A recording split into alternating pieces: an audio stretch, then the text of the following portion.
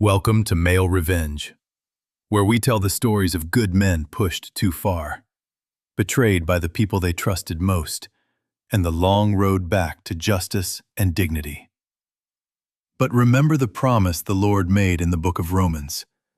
"Vengeance is mine, saith the Lord. I will repay." Some wrongs are too heavy for a man to carry alone. Faith lifts what our own hands cannot. So sit with us now, and let the story begin. On Christmas Eve, the night I turned 65, my son came home after 4 long years and put a gift in my hands. A jeweler's eyepiece, the little gold magnifier a man like me holds to one eye to read a diamond's truth. "So you never stop seeing clearly, Dad," he told me. And for 3 days I let myself believe my family had come home. Then I held that magnifier up to Matha's diamond, a stone worth $40 million that she had left to dying children half a world away. And the truth I read was that the diamond was fake. And soon after, an old friend with a loupe of his own found the truth in the gift. A tiny eye in the gold that had been watching me the whole time. The Bible says vengeance belongs to the Lord. That Christmas, the Lord and I were about to have a long talk about it. Do me one small favor in the comments. Have you ever forgiven someone you could never bring yourself to trust again? Yes or no? One note before we start. Some details have been changed for the telling, but the heart of this story is exactly as it happened. I built my life on seeing what other men miss. They have long called me the Eye, the man who can weigh a stone in his palm and name its soul before the papers catch up. Kings have flown me to private rooms to close deals worth more than countries. And on the night I turned 65, all of it had bought me one thing: an empty house in Greenwich, Connecticut, and the sound of my own footsteps on cold marble. My wife had been gone 4 winters. The cancer took Martha slowly, the way it takes the gentle ones, and left me rattling around that house like a single stone in an empty safe. She was the believer in our marriage, not me. Her Bible still sat on the nightstand, a ribbon marking a verse in Romans I had stopped being able to read. I had not set foot in a church since the funeral. The Lord and I were not on speaking terms, and I told myself it suited us both. My son had not spoken to me since we buried her. Marin and I had buried something that day, harder to put in the ground than his mother. So when the doorbell rang at 7, I figured it was a neighbor with cookies I would smile at and toss. It was my granddaughter. "Happy birthday, Grandpa."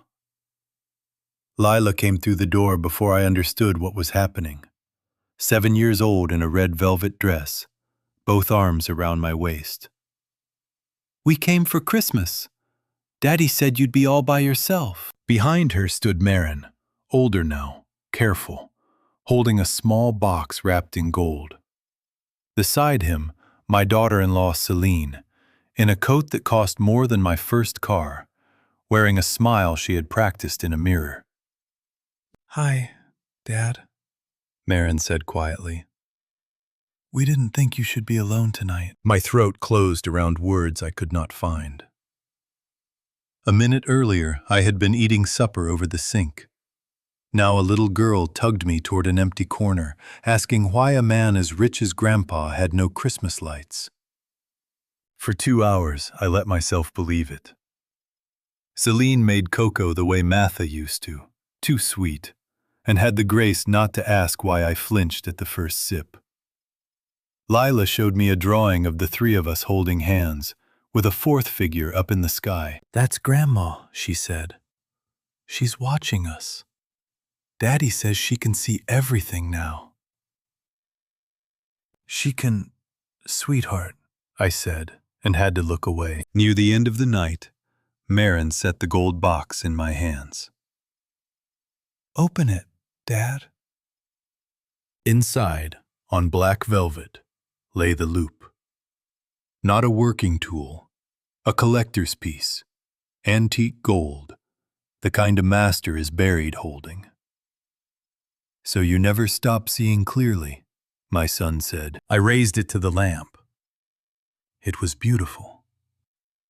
It was also weighted for my grip and ground to my eye, as though someone had measured a hand they had not held in years. Celine was watching me. Not the way a woman watches her father-in-law open a gift. She was watching the way I watch a buyer when I have hidden a flaw deep inside a stone, waiting to see if he is good enough to find it. You gave your whole life to this business. Dad, she said softly, you shouldn't have to carry all of it alone anymore. A man your age. Let us help. Let us take some of the weight. The words were warm. I had spent half my life in rooms where the kindest words carried the sharpest knives, and something in me went cold. They say blood is thicker than water. Sitting in my own living room, watching that practiced smile, I wondered for the first time whether blood could also be a wolf in sheep's clothing. I thanked them. I held Lila longer than I needed to. They left at 10, and Lila waved through the back window until the dark swallowed the car whole. I did not sleep. I sat in Martha's chair with that gold loupe turning in my hands. What do you see, old girl? I asked the empty room, the way I used to ask her about a deal that smelled wrong. Because I don't like the smell of this one. Forgive me, I thought, for what I am about to suspect of our own boy. I carried the loupe to the cabinet where I keep one flawless stone I have never been willing to sell, raised it to my eye, and looked. The clarity was perfect.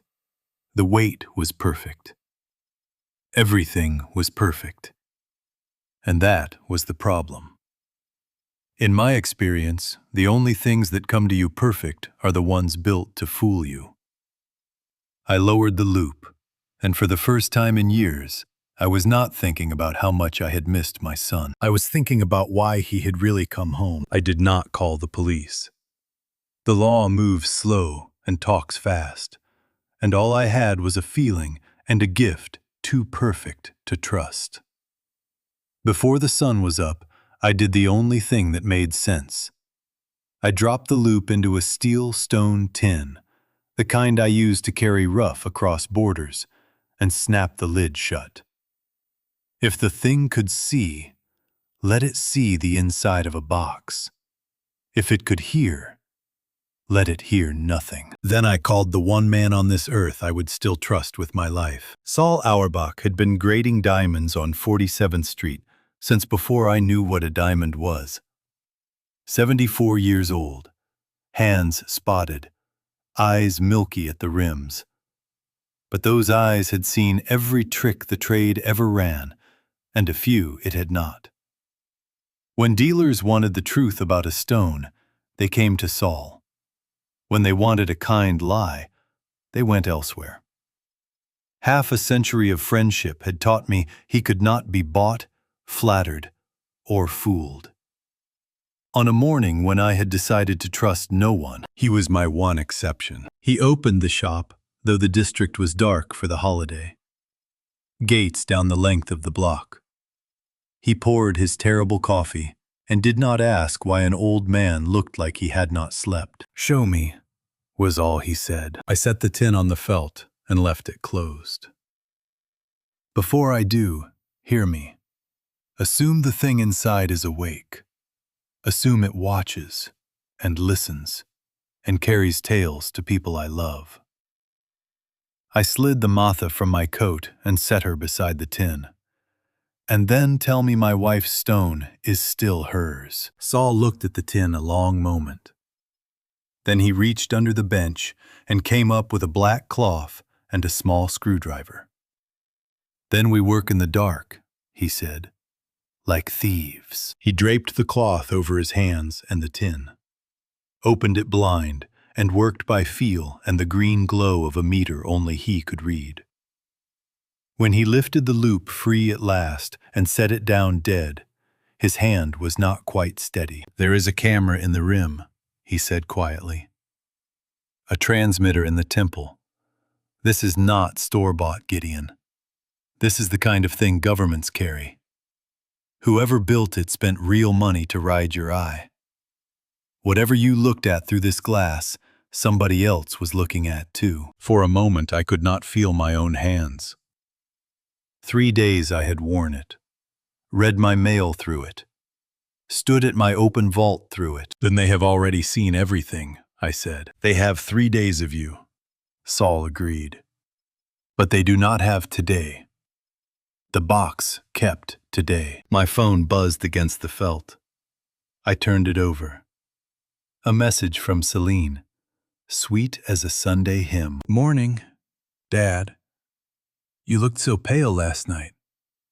Did you sleep at all?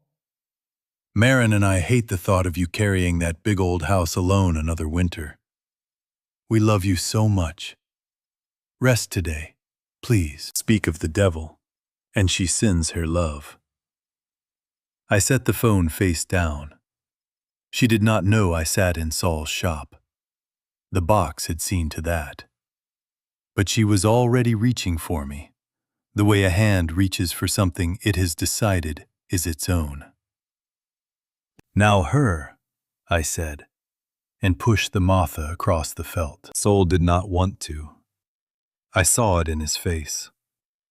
But he carried the blue stone to the long bench, set it in his spectroscope, killed the lamp, and switched on the shortwave, and the room went the color of a bruise. I have watched 1,000 stones go under that light, and I knew before he spoke.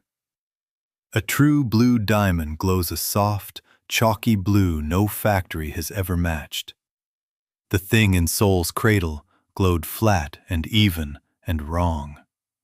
The blue of a stone grown in a chamber in weeks, not made in the earth across 1 billion years. He brought the lamp up. He would not look at me at first. "Lab grown," he said.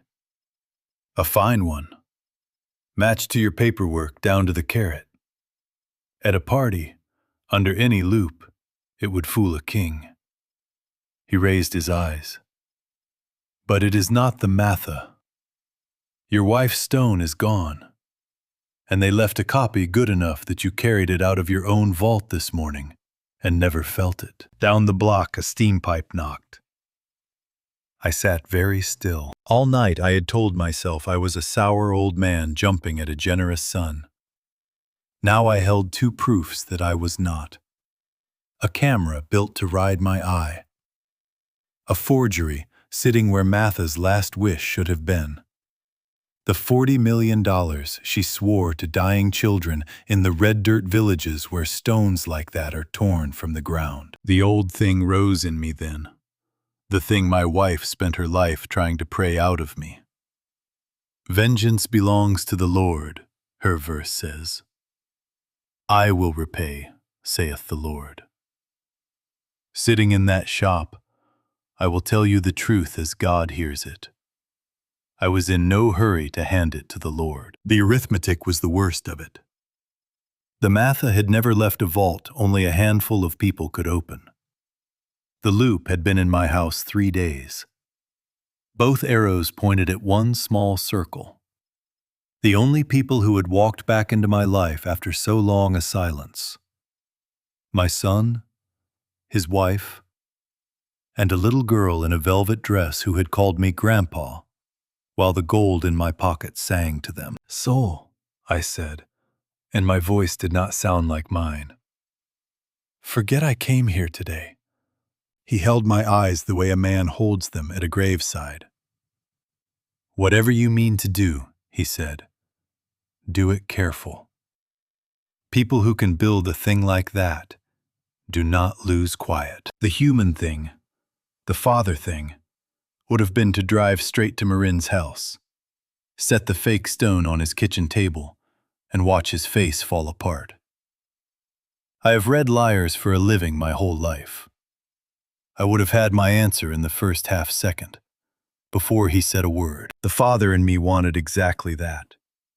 He wanted to grab my son by the collar the way I did when he was 9 and lied about a broken window, shake the truth loose, and forgive him before either of us stopped shaking. But a man who has survived a lifetime of rooms full of smiling enemies knows that wanting a thing out loud is how they take it from you. I put the father in a drawer and shut it, so I did nothing for a day. I let them believe the old man was grateful. That evening my phone lit up. Marin, hope the loupe fits your eye. Dad. Mom would have loved seeing us all under one roof again. We mean it about helping. You don't have to carry everything alone anymore. I read it 4 times. And here is the cruelty of the thing. I could still hear my boy in those words. The real one. The child who used to fall asleep on my shop counter while I cut. Whatever he had become, whatever he had let into our home, some piece of my son had meant that message. That was the knife. Not that he was all wolf. That he was not. Lord, I said to the empty kitchen, which surprised me, since he and I had gone quiet a long time ago. If you still listen to a man like me, do not make me bury my own son to keep a promise to my wife. He did not answer. They never do. Before dawn, I called a woman I had not spoken to in years. Naomi Reyes had walked into my life the worst week of my career. Back when a $250,000 emerald walked out of my showroom and the insurance men started using the word arson. FBI. Art and gem theft. She was the only soul in that circus who treated me as neither a victim to pity nor a crook to trap. She found the thief in 9 days. My own floor manager. She buried it so quiet that no paper ever printed the word, and my name stayed clean. I learned 2 things about Naomi that week. She could not be rushed, and she could not be bought. In my trade, that made her rarer than the stone I lost. She answered on the second ring. Mr. Vance, it is early. Naomi, I have a situation. I need it off the books, and I need it quiet. A pause while she weighed the hour against my voice. Diner on Northern Boulevard, empty this time of day. 1 hour. She was already in the back booth when I came in. Gray coat, black coffee, a second cup waiting across the table. The years had cut lines around her eyes and softened nothing behind them. I laid it all out. The gift. The boy back after years of silence. Saul. The camera. The shortwave lamp. The lab-grown stone sitting where Matha's last wish should have been. She did not interrupt once. When I finished, she turned the fake diamond slowly under the bad light. You already know I can trace where that camera reports to, she said. You did not come for that. You came because you do not want them stopped. You want them caught. I want my wife's stone back, I said. And I want to know how deep my son is in this before I decide what kind of father I have left in me. Something moved in her face. Not pity. Recognition. Then hear me. Confront them today and you get nothing.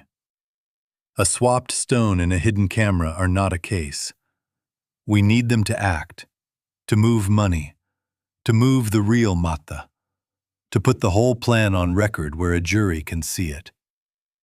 She leaned in. And there is a chance this runs bigger than your family. Bigger than 1 diamond. I cannot say more yet, but I know the smell of it. And I do not care for the company it usually keeps. The floor of the morning shifted under me. Bigger how? That is what the loupe will tell us. She slid it back until it touched my hand. Go home. Put it on. Read your mail. Open your safe. Be the tired old man they are betting on. Let them watch. And when the moment is right, give them a reason to reach for everything. And if I cannot, I said, if I sit across from that little girl and my hands betray me, Naomi did not blink. Then you lose all of it. The stone, the truth, and any say in what becomes of her. She let that land. You have spent a lifetime lying with your face across a deal table, Mr. Vance. I am asking you to do it one more time. For the ones who cannot. I looked at the gold against my fingers. Martha's verse rose in me then, the one she taped inside her Bible. Vengeance is mine, saith the Lord. I will repay. I had spent years refusing to read that line. Now I told myself that handing my own family to the law was not vengeance. It was justice. The Lord could keep his repayment, and I would only hold the door open for it. I almost believed me. The truth was uglier. A long time ago, in another country, I had told myself stories just as clean while I did things I have never confessed to a living soul, and people paid for them with more than money. So I knew the breed of man who could hold a door open and call it justice. I had been looking at him in the mirror a long time. Forgive me, Martha, I whispered. Then I put the loupe in my coat. Tell me what you need them to see. Naomi's instructions were simple. Go home. Put on the gift that had betrayed me, and become the man my family had already decided I was. A feeble old fool with one foot in the grave and the other on a banana peel. It would be the hardest performance of my life. Played to an audience of one camera, the size of a grain of rice. Worn over my own eye. I put the loupe on at my desk the next morning and felt my skin crawl. Through that little gold ring, my son was watching. My granddaughter's mother was watching. Everything I let it see, they would see. All my life I had stood on the safe side of the glass, hiding flaws inside stones. Now I was the stone, and I had to hide the one flaw that could get me killed. The flaw was simple. I knew. For 3 days that gold had ridden my eye before I caught it. 3 days of my mail, my safe, my grief, all of it pouring down a wire into the hands of people who smiled at my table. A man does not come out of that clean, but clean could wait. Right then I had a part to play. Well, old girl, I murmured, low enough for the microphone, loud enough to sound like a man losing his grip. Now where did I leave my own head this morning? I fumbled the drawer. I read the same letter 3 times aloud and set it down upside down. I made a show of my pills, lining them on the blotter and miscounting them, twice. I let the lens catch me staring out the window at nothing, the way the lost ones do. Every fumble was a brick in the wall they meant to seal me behind, and I handed them the bricks myself and thanked them for the trouble. God forgive me. I was good at it. A lifetime of selling stones is a lifetime of selling a face. And I sold them a dying king. Then I laid the bait. I set one sheet on the blotter where the loupe would read it clean. A notice from the auction house. The Martha, my wife's blue stone. Her last wish would go under the hammer in 5 weeks. Every dollar wired to the foundation for the Mine Country children the moment the gavel fell. I signed it slowly, like a proud old fool who had no idea the diamond in his vault was glass. Because here was the beauty of it. They knew it was a fake, And a fake cannot survive an auction house, where men with better lamps than Saul's would lay it under the light and spill the whole theft out for the world. The auction was a lit fuse. To save themselves, they would have to stop it. And to stop it, they would have to come for me. The phone rang within the hour. Selena. Dad, how are you feeling? You sounded so foggy last night. We got worried. Did I call you? I let my voice wander off the road. I don't. Forgive me, sweetheart. The days all run together since Martha. A pause. Soft as a snake in tall grass. Oh, Dad. That is exactly what frightens us. You should not be making big decisions all alone in that house. This auction, all that money, all those papers. It is too much for one man your age. So she had already seen it. The bait was in the water. Martha wanted the children to have it, I said, vague and stubborn. 5 weeks. I hold on 5 weeks, and I keep my promise to her. Of course you do. But I heard it. The hairline crack beneath the honey. The sound of a woman doing arithmetic. We only don't want anyone taking advantage before then. Let us protect you, Dad. There was a rustle, and then my son's voice. Closer. Careful. Dad, it's me. We only want you taken care of. That's all this is. For one breath, he sounded 9 years old again, asleep on my shop counter while I cut, waiting to be told he had done good work. I closed my eyes. I know, son, I told him. And the terrible part was that some corner of me still wanted it to be true. I know you do. Blood is thicker than water. I handed him the words they wanted and hated their taste in my mouth. Celine's voice slid back in, warm as ever. That's right. We'll come by this week. We'll take care of everything. We will take care of everything. I have heard gentler things from men holding knives. When she hung up, I sat a long while with the cold gold still against my brow, feeling like a man who had just kissed the cheek of the thing that meant to bury him. Martha's verse came to me. Vengeance is mine, saith the Lord. And I prayed, low and ashamed. Lord, you take yours, but leave me one small corner of this for myself. I am only flesh and grief, and these people made me what I am. I'm sorry, I told the empty study. And I did not know whether I meant Martha or my living son. I am so sorry it has to be this way. I took the loupe off and laid it in its velvet box, lens up, still watching the ceiling, still loyal to its true master. Somewhere across town, on a screen I would never see, they were watching the footage of an old man coming apart and deciding it would be easy. They were right about that much.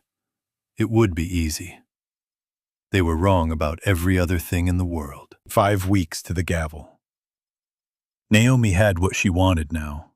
A clock, a prize, and a family that could not stop itself from reaching. All I had to do was sit in my own house, wear the eye that spied on me, and wait to see which of them grabbed first. I did not have to wait long. They came on a Thursday, the way a storm comes, smiling. Celine brought a casserole and a folder of papers she did not open.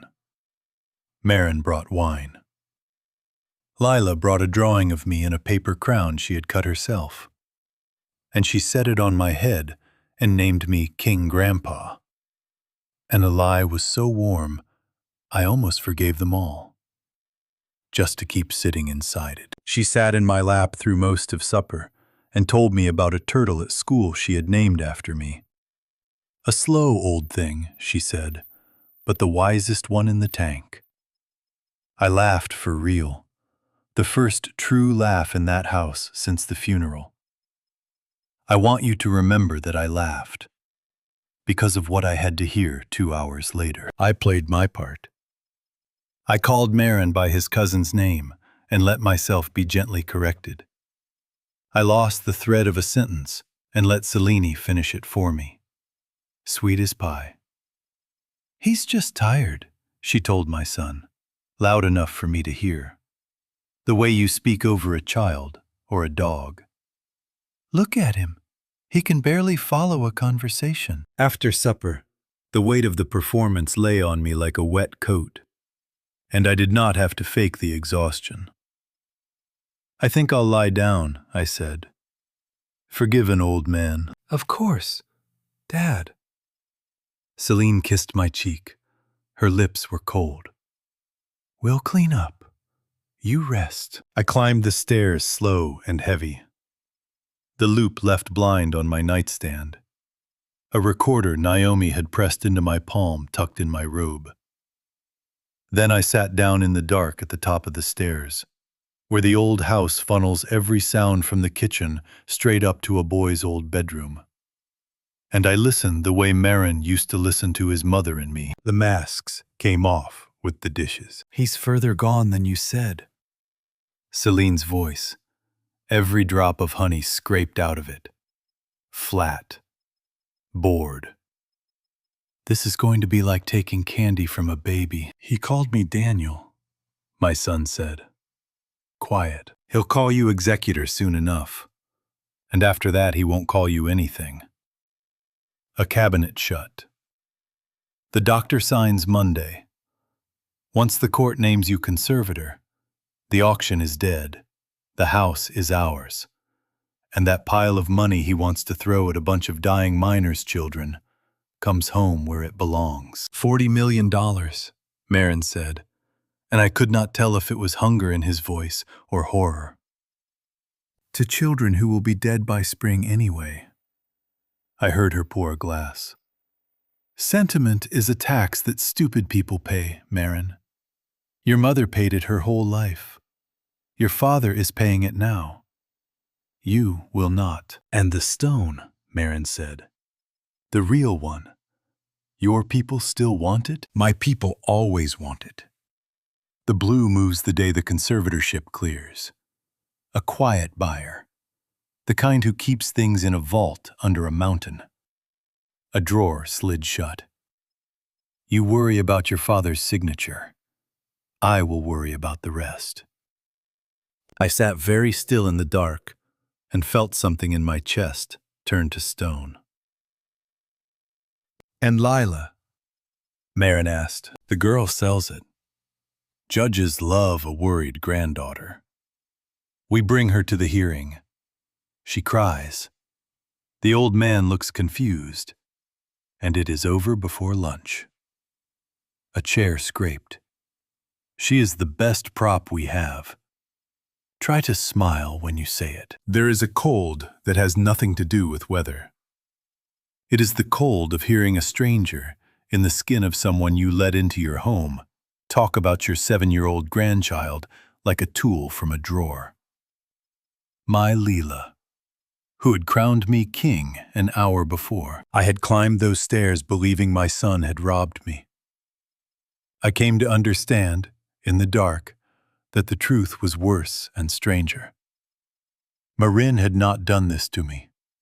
Marin was drowning, and the woman with her hand flat on the back of his head was the one holding him under. And if he wakes up to it? Marin again, smaller now, a long pause. When Selene spoke, her voice went almost tender, which was the most frightening thing I heard all night. Old men have accidents. Marin. They fall downstairs. They leave the stove burning. Nobody is ever surprised. Ice clinked against glass. But it will not come to that. Look at him. He is already gone. He simply has not been told yet. I have been threatened by hard men over hard stones on 3 continents. None of it ever landed the way those soft words did. Spoken over my own sink by a woman drying my dead wife's plates. She did not even hate me. That was the worst of it. You have to matter to be hated. And to Celine, I was only a lock already picked. I closed my eyes there in the dark. Martha's verse rose up in me, the one she taped inside her Bible. The promise that vengeance belongs to the Lord. For the first time since the funeral, I did not argue with it. I only made the Lord a quiet vow that I would be glad to hold the door while he worked. Then I crept back to my room, slid the recorder beneath my pillow, and lay down beside the blind gold eye that had told them I was asleep. Come morning, I would call Naomi and tell her the masks were off, that they had named a day, that my own boy had stood in my kitchen and let a viper measure the drop down my own stairs, and said nothing. But that was the morning's work. That night I lay in the dark of the house my wife and I had raised our family in, listening to their laughter float up through the floor, and I let myself grieve the son I had already buried, so that when the sun came up, there would be nothing left in me but the steel. Naomi did not meet me at the diner this time. She picked me up at the end of my road before sunup, in a gray sedan that smelled of cold coffee, and drove until the houses gave way to a shuttered marina lot. Then she held out her hand. I gave her the recorder. She listened to all of it without a word. Selene drying my wife's plates. The doctor signing Monday. The 40 million meant for dying children. Coming home where it belonged. My granddaughter. The best prop they had. The stairs. When it ended, she sat a moment, looking out at the gray water. I am sorry you had to hear that, she said. And I am about to ask you for something harder. She reached into the back seat and dropped the folder in my lap. The first photograph was Selena, younger, on the arm of a different old man, in front of a house in Scottsdale. Her name was Vera then, Naomi said. Before that, in Charleston, she was Diane. The man in that picture was 71. A year and a half after the wedding, he signed his whole estate into a trust she controlled. Then she was gone, and so was everything he had. I turned the page. Another house. Another gray man with a soft, trusting smile. The coffee turned over in my stomach. How many, I said, marks I can tie to one of her faces? 3. I believe there are more. She let me sit with that.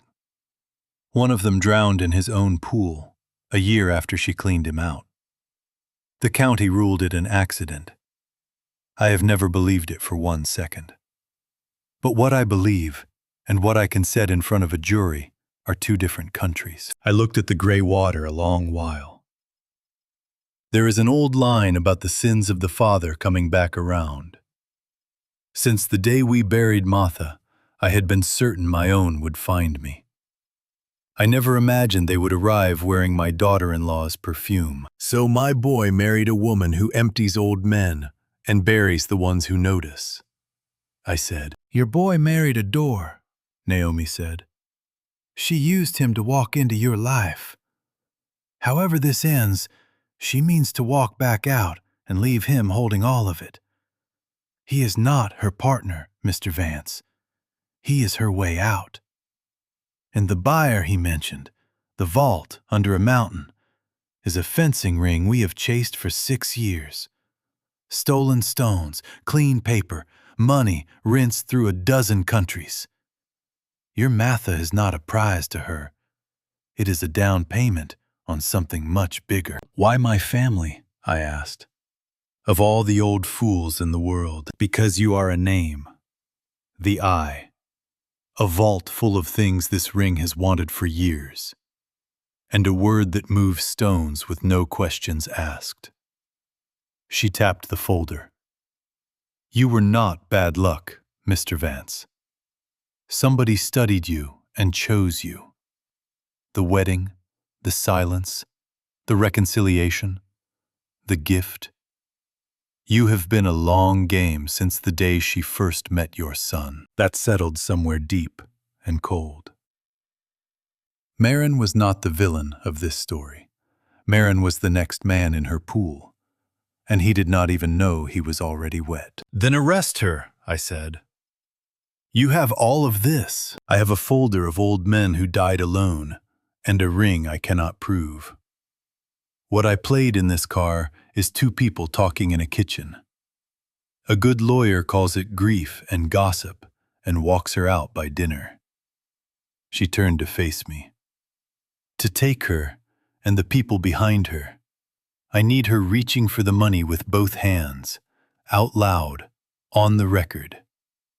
The conservatorship filed, the stone moved, the wire sent. I need her to do the very thing she came to do, every step of it documented. You need me to let them rob me? I said. To stand in front of a judge as a drooling fool, to watch them walk my granddaughter through a courtroom, and to sleep in my own house beside a woman who has done this before? Yes. She did not blink. I need you to be the bait in a trap that could get you killed. To bring down someone the system has let walk away 3 times. I cannot order it. No sane man would say yes. And the girl, I said. When the trap shuts, what happens to Lila? For the first time, Naomi looked away. Her mother is going to prison, or worse. Her father most likely beside her. The best thing you can do for that child is put the people who would use her in a cell, and still be standing when the dust clears. She met my eyes. So stay standing. The marina was silent, but for the rigging slapping the masts. I thought of Martha's verse, the one I had stopped arguing with. I thought of those gray men in the folder, each of them somebody's father. Each of them sure to the end that the smiling woman across the table loved him. I thought of Lila, growing up in the shadow of whatever happened in that courtroom. And I thought, for the first time, that perhaps a man who had done what I did in my younger years was kept alive for exactly one night like this. That grace does not always wear the face of forgiveness. Sometimes it looks like being the right kind of dangerous, at the right hour, for someone who cannot save themselves. Vengeance is the Lord's, I said. But the good book is full of men he picked up and used like a hammer. Tell me what you need, Naomi. I will give you the act. She started the engine. Then God help us both, she said. Because once this begins, there is no calling it off. We let it run to the very edge. I looked back down the road, toward the house where a viper was drying my dishes and measuring my stairs. Run it, I said. They moved on Monday, exactly as the viper had promised. The dishes. Celine arrived at 10 with a doctor in tow. A soft-handed man named Pell, who carried a leather bag and a bedside manner like warm milk. She brought Lila, too, in a yellow coat, because nothing says loving family quite like a child on the doorstep. And somewhere down my own quiet road, in a panel van wearing a coffee company's name, Naomi's people were listening to every word. I had a part to play for all of them at once. Dad, this is Dr. Pell. Celine hung her coat in my hall like she already owned the peg. He only wants to ask you a few questions. Make sure you're caring for yourself. We worry. Questions. I let the word wander off. Did I order something? Pell smiled the smile they teach in the kind of school that signs whatever the check is pinned to. Nothing like that, Mr. Vance. Let us just chat. So we chatted. He asked me the date, and I gave him a season. He asked me the president, and I named one 3 administrations gone. He set 5 words on the table for me to hold, and I held 4. Then asked him brightly whether we had met before. I watched a man who has weighed stones worth more than his own life decide, line by line, that the lights in my house were going out. Twice I caught Celine feeding the doctor his lines from across the room. He wandered off in a supermarket last month, she told him. We were frantic. It had never happened. He left the burner going, twice. He never had. She built a man out of lies and sat him down in my chair. And Pell wrote that man into the record as me. God forgive me. It is a terrible thing to play the fool well. A lifetime of reading what people need to see turned at last on the people I had loved. The whole while, Lila sat on my good rug, building a tower out of my coasters. And now and then she looked up at me with those clear eyes, and the tower fell, and she laughed, and a piece of me died quietly behind my own face. There is no acting class for this. You do not pretend to lose your mind in front of strangers. You do it in front of the granddaughter who still believes you hung the moon, and you let her watch you go small and foolish. And you pray she is too young to keep the picture. When Pell had what he came for, Celine slid the papers across the coffee table, gentle as a nurse. It is only so we can help, Dad. Temporary. So no one takes advantage of you before the auction. You trust us, don't you? I looked at the line where she wanted my name. Naomi's words were in my ear from the marina. Let her reach with both hands. On the record. I picked up the pen, let it tremble, and signed myself away. Power of attorney, access to the vault, the keys to a kingdom, pressed into the hands of the woman who had measured my stairs. I had guarded that vault the way a church guards its relics. Stones that rode out of war zones, deals sworn over with kings. I handed the combination to a murderer with a shaking hand and a vacant little smile, and made myself watch her write it down. The hook was set. In that van, a recorder turned, and a federal case drew its first real breath. There, Celine breathed, and for one unguarded second, I saw the thing behind her eyes, bright and hungry and not human in any way I knew. Then the mask slid back, and she was patting my hand. That wasn't so hard, was it? She gathered her coat and her doctor and her child. At the door, she knelt to Lila's level and tucked a strand of hair behind the girl's ear. Remember what we practiced, sweetheart, for the big day at the courthouse. You tell the kind judge how Grandpa forgets things, how he gets confused and sad. You do that for Mommy, and we will get ice cream after. Okay, Mommy, Lila said. And then she tore back across the room and threw both arms around my neck, fierce and warm, and whispered into my collar. I don't think you're confused, Grandpa. You give the best hugs in the world. I held on to her too long. I memorized the weight of her, because I understood at last what I had agreed to out at that marina. To spring this trap, I would have to let them set that little girl on a witness stand and teach her to help bury me. And I could not say one word to stop it without losing all of it. The stone, the case, the network, her own future. The door closed. The van down the road went on, listening to a house gone still. Martha, I said to the empty room, and my voice broke on her name. They are using our granddaughter as a knife, and I am going to let them, so I can take that knife out of the world for good. Tell me that is not the same sin as theirs. Tell me, because I have lost the way to tell it myself. She did not answer, but before dawn, Naomi called, and her voice carried something tight I had not heard in it. Gideon, they have moved the hearing up. You have 4 days. After that, on paper, You will not own the coat on your back, and that little girl will already have played her part. A pause. Tell me you can still let it run that far. I looked at the drawing Lila had left behind on my table. 3 stick figures holding hands under a yellow sun, and a 4th one up in the clouds. No, I said. But I am going to. The courthouse smelled of floor wax and old paper.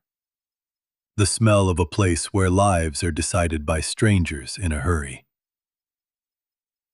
I wore the gray suit Martha bought me for our last anniversary, and I let it hang on me like it belonged to a larger man.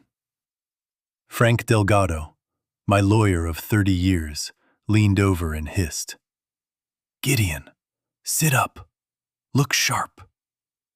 And I let my eyes drift to the window and did not answer. Frank did not know. I could not tell him. A man cannot act like he is dying if even his own lawyer believes he is well. So I sat in that paneled room and let them bury me alive with paper. Dr. Pell read his report in a voice like a hymn for the dead. Disorientation, memory loss, unable to manage his own complex affairs. Selene sat in the front row in navy blue, a tissue pressed to a dry eye. And when the judge invited her to speak, she described a father slipping away.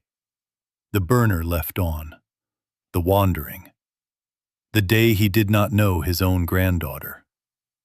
Every word a lie, and every lie polished until it shone like the real thing. I have sat across from men trying to cheat me out of millions. I never felt what I felt in that room, hearing a woman paint me as a ghost, while the law nodded along and wrote it down as fact.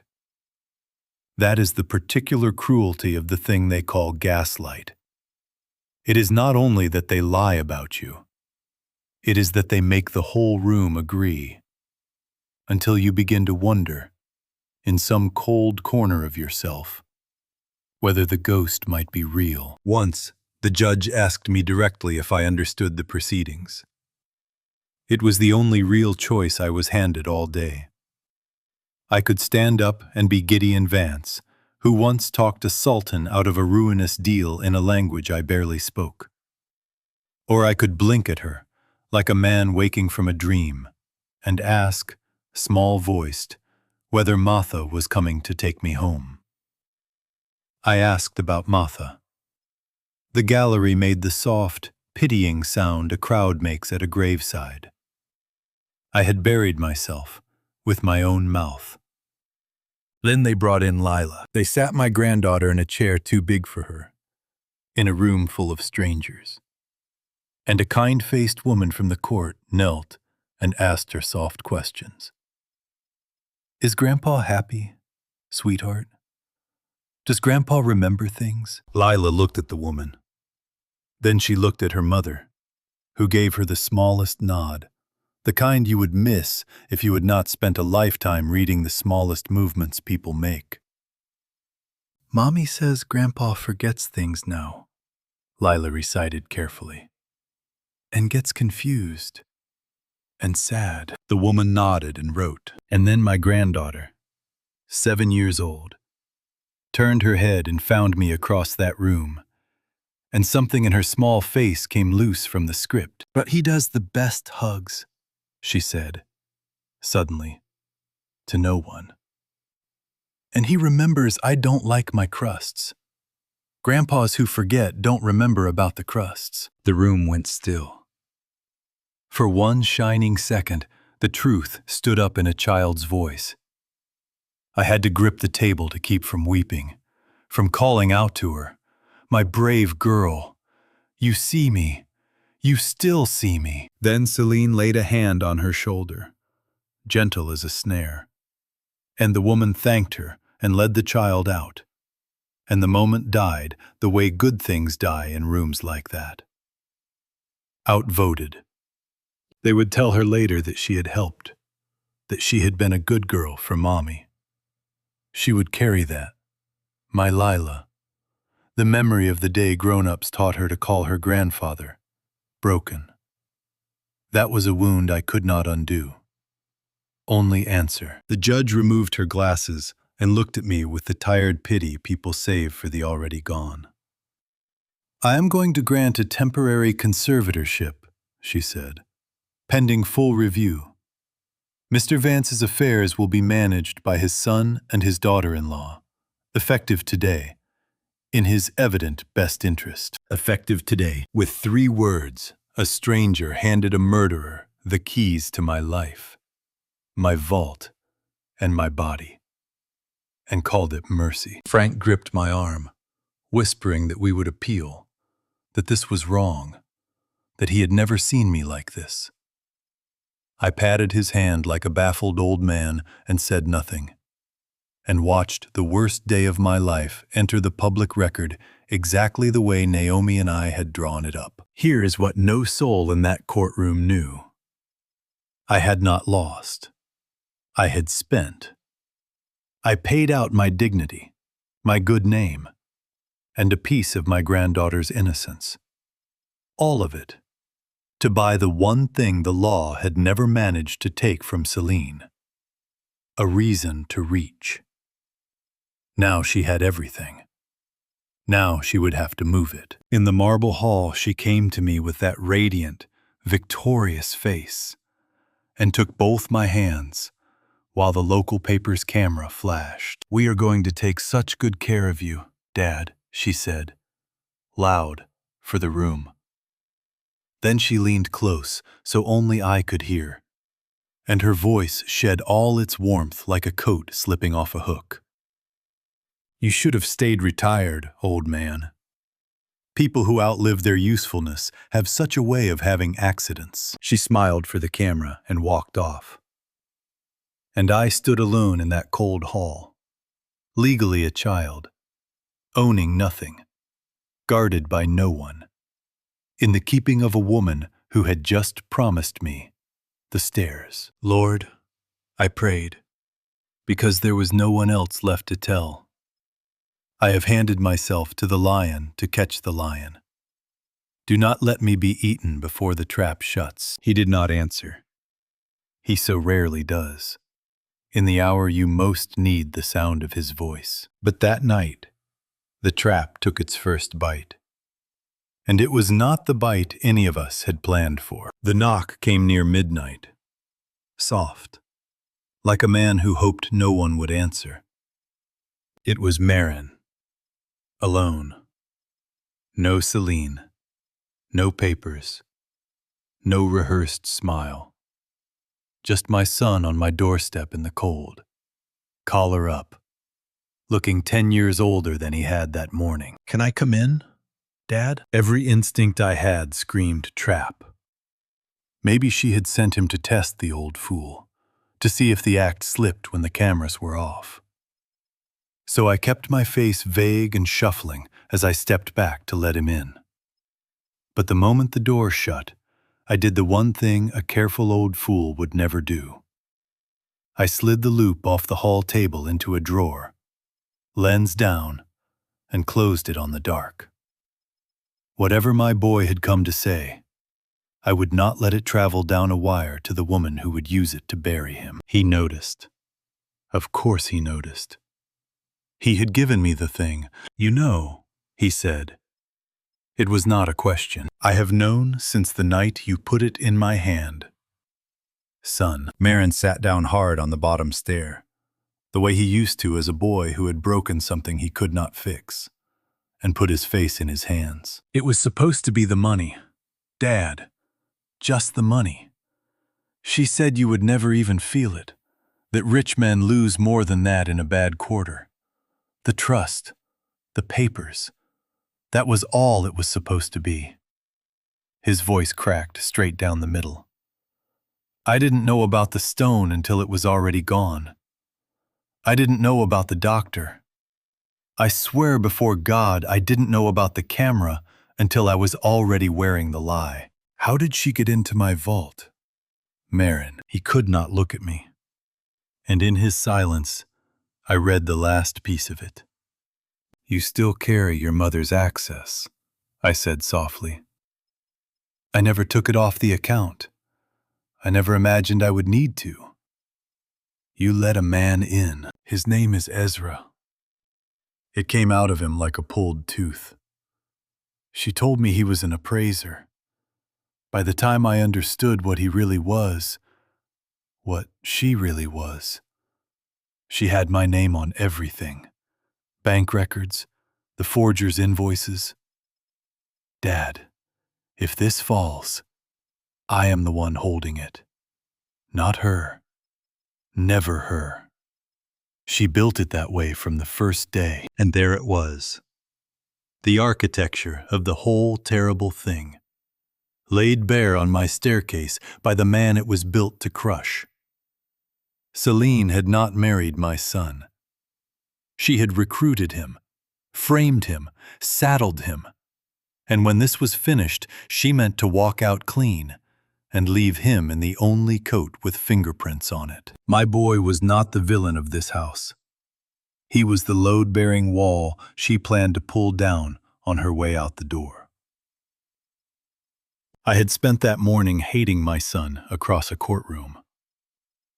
Now I sat in the dark, hating myself instead. I looked at the boy I once taught to hold a stone to the light, who used to fall asleep on my shop counter, and saw my own hand in it. In the hard years after his mother died, I let grief turn me to stone, and handed this woman a lonely, angry son with a hole in him shaped exactly like her.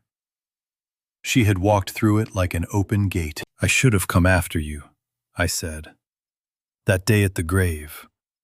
I should have followed you down the road and made you talk to me. He laughed, a wet and broken sound. It would have changed nothing. She hunts the cracked ones, Dad. We are her whole trade. She thinks she has already won, he whispered. She is not even careful anymore. She talks about the auction money like it is already spent. She has a buyer waiting for the blue. And Dad, he looked up, and what was in his eyes turned my blood to water. She talks about you the way you talk about a problem with a simple solution. About the house being old. About the stairs. There is no fear on this earth, like learning your child may be standing between you and a knife, and does not know which way to run. Then help me end it, I said. Come to the people I have. Tell them what you told me, tonight. And she is finished. He shot to his feet, shaking his head, backing toward the door. You don't understand what she is. If I move, if she even smells it on me, she already has the story ready. I did all of it. You and I never spoke. She was the worried wife who tried to stop us. She is 3 moves ahead. Always. His hand found the knob. I should not have come. Forget I came. Just, please be careful on the stairs. Dad. And then my son was gone into the dark. The way he left his mother's grave, not looking back. And I stood alone in the hall with the truth hung around my neck like a millstone. I did not sleep. Some black hour before dawn, I climbed to the one door in that house I had not opened since the funeral. Martha's room, her chair, her books, her Bible, the faint smell of her still living in the wood. I needed her. I needed the woman who had always been braver than me, because I could not find the road ahead without her hand to hold on it. I had kept that door shut for a reason. Behind it waited every promise I had failed to keep and every prayer I had stopped praying. But a man clean out of his own courage learns to go borrow some from the dead. And there on her desk, under a soft gray skin of dust, lay the letter she had left me. The one I had never once been able to make myself open. It was time to read it. I sat in my wife's chair. In the cold of the room I had sealed like a tomb. and I opened the last thing Martha ever wrote to me. Her hand was already weak when she wrote it. I could see the places where the pen had trembled, but the words ran steady as a hymn. "My dear Gideon," it began. "If you are reading this, then I have gone on ahead, and you have finally been brave enough to open this door. I know you, my love. I know it took you years. I forgive you for that, too." I had to stop and press the heel of my hand against my eyes. "Do you remember the night in the hospital?" she wrote. "When you asked me how I could still believe in a good God who would take me from you. I answered you badly, so here is the better one. I do not believe because the world is gentle. I believe because grace once found a thief in Antwerp and made him my husband. If the Lord can do a thing like that, He can do anything. Even you, Gideon. Even now. You will want to spend the rest of your days angry," she wrote. "At God, at the cancer, at yourself. Do not. I did not marry an angry man. I married the boy who wept in Antwerp." And there it was. The thing we never once spoke aloud in 30 years of marriage. Set down in ink by a dying woman who had carried it for us both, because she knew. She had always known exactly what I was before she made me into something better. When I was young and hungry and sure the world owed me a fortune, I bought stones I knew were soaked in blood. Diamonds out of the red earth of countries at war, dug by men and boys at gunpoint, traded for the rifles that kept them digging. I never pulled a trigger. I told myself that for decades. I only signed the papers and looked the other way, and let the money wash my hands for me. People died so that I could call myself the I. I have never known how many. That is its own kind of damnation, not knowing the size of the thing you have done. There was a boy once, in a back office in Antwerp, who carried a parcel of rough to my table. He could not have been more than 14, a scar across his palm from the digging, and he would not lift his eyes to mine. I paid the man beside him in cash and never asked the boy his name. I have seen that lowered face every night for most of my life. He is the interest on a debt I will be paying the day they lower me into the ground. The blue stone, the Martha herself, came out of one of those mines. I bought her in Antwerp the year I met my wife. And when I told Martha the truth of where she came from, I waited for her to leave me. Instead, she took my face in her hands and said the thing that saved my life. "Then we will not hide her in a vault," she said. "We will sell her one day and send every last penny back to the children of that ground and spend the rest of our lives turning the worst thing you ever did into the best." That was the foundation. That was the sacred thing. Not charity, penance. A blood diamond turned, by the grace of one good woman, into bread and medicine and schoolrooms for the children of the very dirt it was torn from. $40 million of forgiveness I had not earned and could never repay. A man cannot buy his way out of hell. But Martha believed he could spend his way toward heaven, one saved child at a time.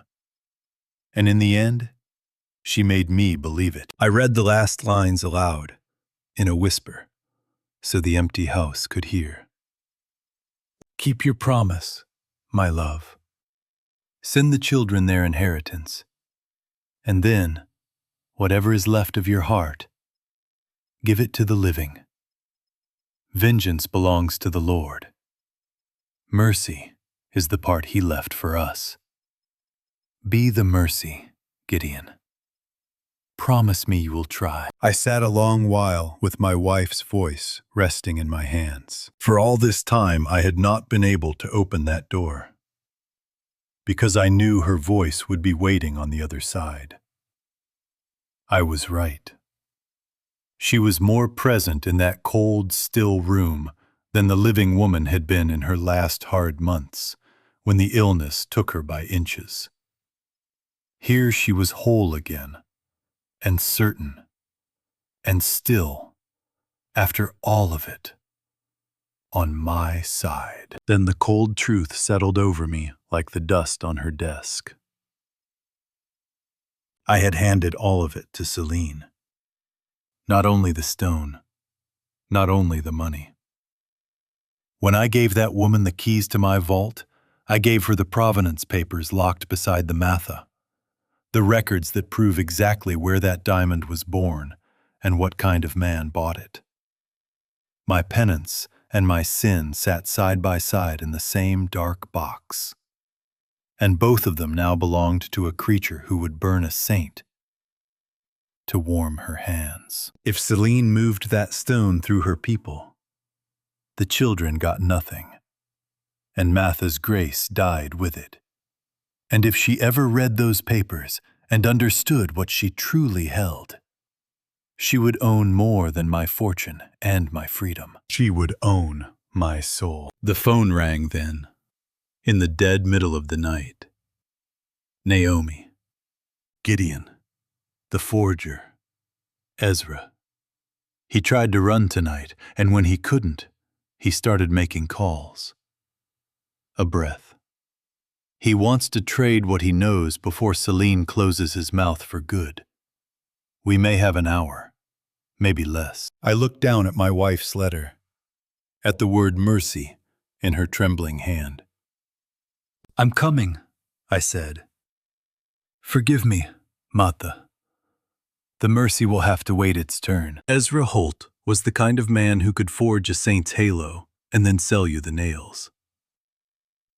Naomi brought me to him in the back of a closed dry cleaner an hour before dawn. 2 of her people on the doors. He was small and damp and gray, a loop of his own at his collar like a noose he had not gotten around to using. The moment he saw me, he laughed. A high, ugly sound. "The Eye himself," he said. "Come to see the man who fooled him." "You did not fool me," I said. "You fooled a vault. There is a difference." His grin slipped. He was trying to look like a man holding good cards. He was a man holding a lit match in a room full of gas. And he knew it. "I made your blue," he said. "Grew it. Cut it. Papered it. Best work of my life. And I can't even brag on it." He leaned in. "I also read the papers next to the real one. The old ones. The provenance. I know where your famous stone was born, and what that knowledge is worth to a man like you." So there it was. The forger held my wife's diamond and my buried sin in the same dirty hand. Matha's letter was 1 day old in my coat, and already the world was prying at her grace with a crowbar. "Here is my thinking," Ezra went on, warming to it the way weasels do when they smell a deal. "I kept a copy of those papers. Insurance. If I disappear, they find their way to a reporter, and the great Gideon Vance becomes the man who built a charity for children out of the blood of children. Your sainted wife, her legacy, all of it, dead in a single headline." He spread his hands. "But I am a reasonable man. We could be friends. I have wanted to strike very few men in a long life. I wanted to put Ezra Holt through that wall. I did not. A man who wants a thing that badly cannot afford to take it." "Then you know 2 people who want you dead," I said evenly. "And only one of them is willing to pay you to stay alive." That landed. His eyes flicked to Naomi, to the doors, to the exits. "A cornered animal always counts. She is going to kill me," he said, and the bravado dropped off him all at once. I sent her a little message. a reminder of what I could say. And she wrote back so sweet, so kind, asking me to dinner to talk it through. He wiped his mouth. I have seen sweet like that before. The last fellow who took dinner with Celine is at the bottom of a pool in Arizona. Then come in, Naomi said. Full protection. You testify. We put her away. You live. You cannot protect me from her. He shook his head, fast and small. Nobody can. You still don't get it. She does not lose. She has already built the whole thing to come down on the sun. Marin signed the access. Marin's name is on my invoices. When the music stops, she walks and the boy hangs. And anybody standing too close when she cleans house hangs beside him. Marin hangs. Every road in this nightmare ran back to my son. I sat with it a long moment in that chemical-smelling room. And I felt the old, cold operator wake up in me. The one Matha had spent her whole life trying to gentle. Ezra had just handed me a weapon. Celine believed she was 3 moves ahead of everyone. She did not know the FBI was in the room. She did not know the senile old fool had been the sharpest man at the table. Her whole plan rested on the faith that no one watched her reach, so I would make her reach for the wrong throat. Naomi, I said quietly, what happens if Celine becomes certain, tonight, that Ezra is about to bury her? Not suspects. Knows. Naomi looked at me a long time, and I watched her follow it to the end and not like where it went. Then she moves to shut him up, she said. Fast, careless, in a way we can finally catch. A pause. And in a way that could get this man killed before we ever reach him. He is going to her dinner either way, I said. The only question is whether we hold the camera when she springs or read about it in the morning paper. There is something you are not saying, Naomi said. If you light this and Celine reaches for her cleanest tool, who do you think she sends? She does not get her own hands dirty. She never has. She has a man in her pocket who already signed everything, who let the forger in, who is terrified of her. She held my eyes. You could be aiming this at your own son. The room went very still. I knew it. I knew it in my bones, and I told myself the lie every clever man tells at the edge of a cliff. That I could steer where the rock landed once I shoved it over. Ezra was looking between us now, like a mouse who has understood that the 2 larger animals deciding his fate are not on his side, only their own. And maybe that was the moment I should have stopped. A wiser man, the one Matha spent her whole life trying to make of me, would have heard her voice in his pocket and chosen another road. But I had stopped being that man somewhere on the stairs of my own house, listening to a viper plan my funeral. I had become, once more, the cold thing that wins. I thought of Matha's word, set down in her shaking hand. Mercy. Be the mercy, Gideon. Forgive me, old girl. Not tonight. Light it, I said. Let her learn the rat is talking. Tonight. And God help me. I did not know I had just signed a death warrant. I only knew it would not be mine. You cannot unlight a fuse. I learned that the hard way. Sitting in the back of a surveillance van with my heart in my mouth.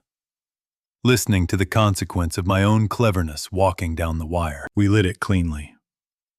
Naomi's people let a single fact slip into a channel we knew Celine watched. The way you leave one door unlocked so a thief will choose it. The fact was this, that Ezra Holt had been seen, twice, walking into a federal building, and coming out lighter than he went in. By noon, Celine knew her forger had found a conscience. By dark she had called him, sweet as ever, and moved their dinner up to that night. The trap was a thing of beauty. Ezra would wear a wire. Celine would come to silence him, or buy him, or frighten him, and whatever she chose, she would do it into a microphone in front of 4 federal witnesses. And the long game would be finished at last. So we waited. Waiting is the cruelest work there is. The young agents played it calm, checking their gear. I sat among them, a man learning at last the other side of a table I had run my whole life. Every minute Ezra stayed alive across that street was a minute I had bought with my conscience, and one he might not have many more of. The clock in that van did not tick. It dripped, like something coming loose. I should not have been there. Naomi told me so twice. But I had struck the match, and a man owes it to those he sets on fire to at least watch them burn. So she let me ride in the back of that van in a dead lot across from the restaurant. Headphones clamped over my old ears, listening to Ezra mutter and order a drink he would not live to finish. "Talk to me about mercy, now," I said into the dark, to the woman who was not there. Martha's letter was still in my coat. "Be the mercy, Gideon." I had folded her grace up small and sat on it, and called it strategy. It felt like the thing I did in Antwerp half a lifetime ago. Signing the papers, looking the other way, letting the money or the case wash my hands for me. Here's what no one warns you about being clever. It works. It worked when I was young, and it worked tonight. And each time it carves a little more of the man out of you and leaves the machine. Matha had spent a lifetime putting the man back in, patch by patch, prayer by prayer. In one frightened week, I had unstitched all of it, choosing the trap over my own son because the trap was the smarter play. I bowed my head over those headphones. I did not pray for the case. For the first time in this whole black business, I prayed only for Marin. Lord, keep his hands clean. Whatever else you take from me, do not let my boy grow up to be me. Headlights swung across the lot. "Car," murmured the agent beside me. "Here we go. Wait for her to sit. Wait for her to talk. Nobody moves until she says a word we can use." I leaned toward the speaker, every nerve in me drawn tight as wire. This was the moment. This was Celine reaching too far, and the whole rotten cathedral coming down on her at last. A car door opened on the wire. Footsteps. The scrape of a chair. Then Ezra's voice. Too high, too fast. "You came. I didn't think you would come yourself.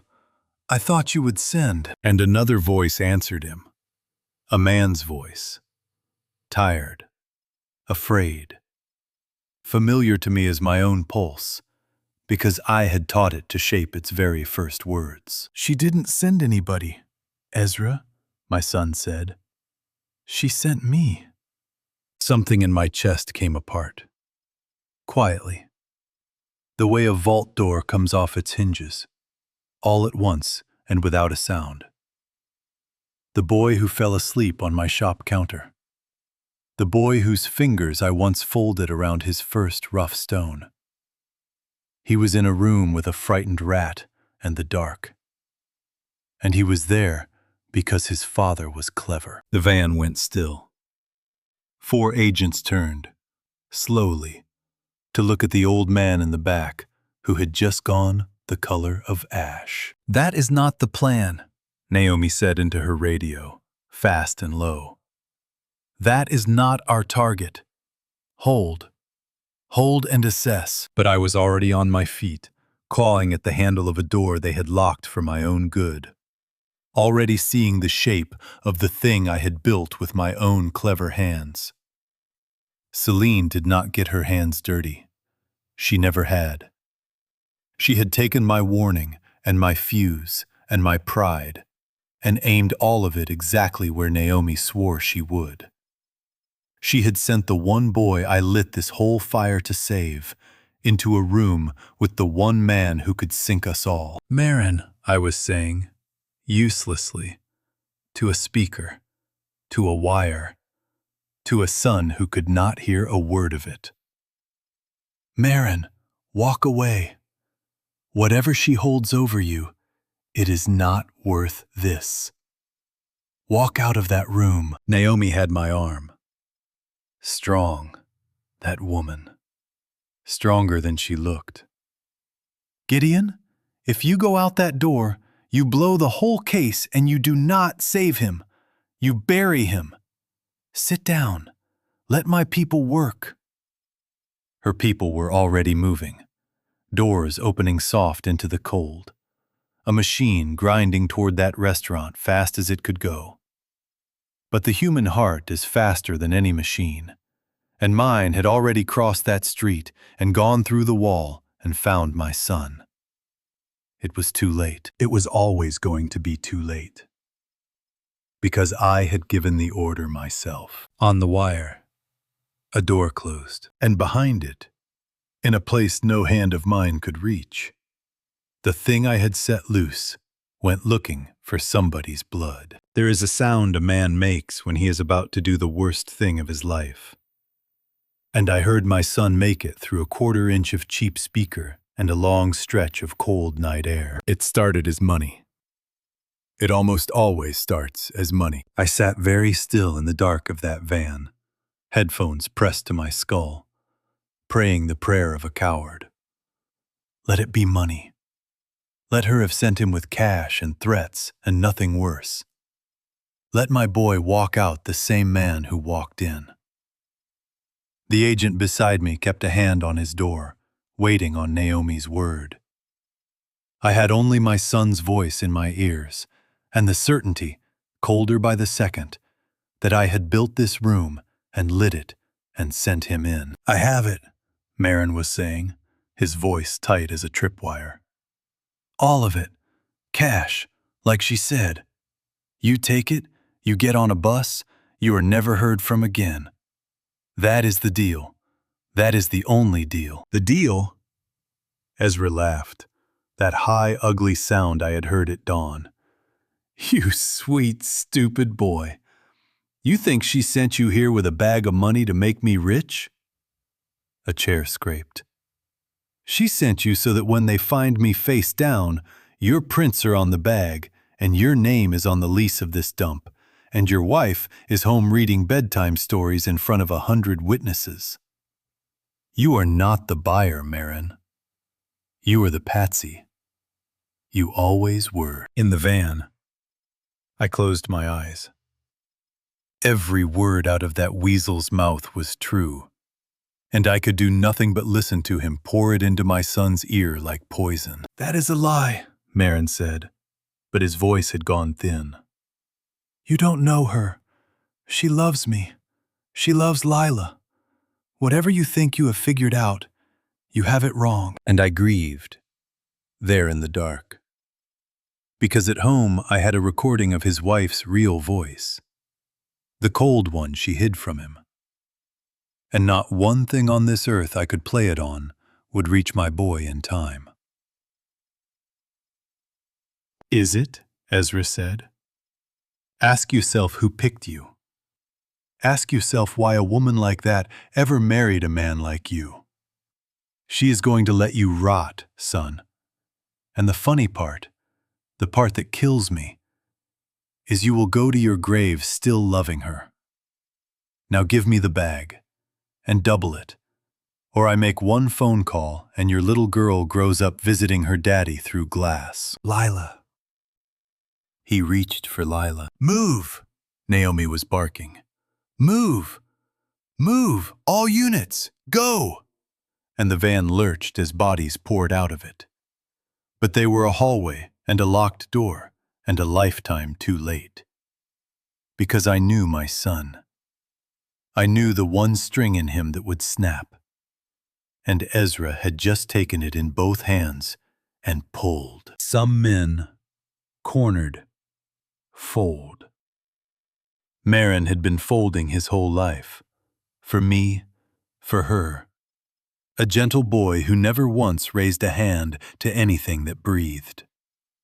But every creature has a wall at its back, and a child is the wall behind which even the gentlest man will turn at last and fight. I did not hear a weapon. That is the only mercy in it, if there is any. I heard a roar that did not sound like Maren, the sound of every cornered year of his life coming out of him at once. I heard furniture go over, and Ezra start a word that turned into something that was not a word. And then I heard a sound I will hear on my own deathbed, a wet and final and human sound. And after it, nothing. Nothing on the wire at all.